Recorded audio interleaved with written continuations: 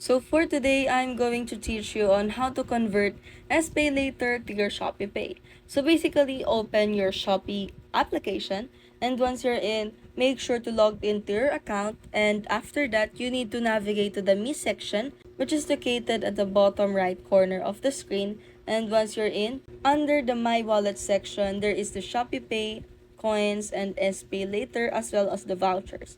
So you can just click the SPayLater and you will see your available credit right here, which is I have currently 30,000. You just have to go back to the home section and you will see the scan icon right there, which is located at the top left corner.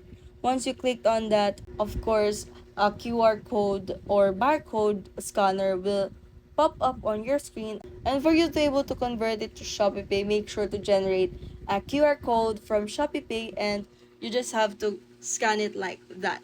And in this case, I scanned an invalid QR code since I just show you how to scan an QR code from my SPayLater.